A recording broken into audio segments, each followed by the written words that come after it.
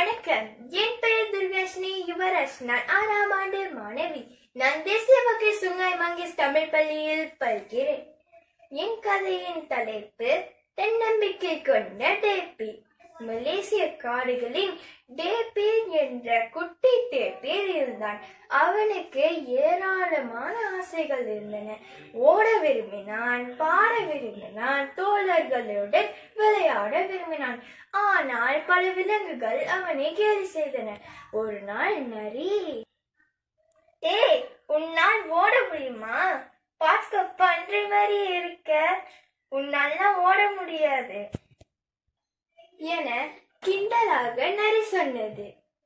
அது கேட்டு டேப்பி வருத்தத்துடன் வீட்டுக்கு திரும்பினான். ஆனால் அவ அம்மா, நீ வேகமாக ஓட வேண்டியதில்லை, நீ வேறொருவரை போல இருக்கவும் வேண்டியதில்லை. அந்த வார இறுதியில் காட்டில் ஒரு விபத்து நடந்தது. சில விலங்குகள் மரத்துக்கடியில் சிக்கினார்கள். சில விலங்குகள் பயந்து நின்றார்கள். ஆனால் டேப்பி மற்றும் தன்னம்பிக்கையாக காட்டுக்குள் நுழைந்தான். அப்பொழுது டேப்பி தன் மூக்கால் சிறிய மரக்கிளைகளை இழுத்து குட்டி விலங்குகளை மீட்டான்.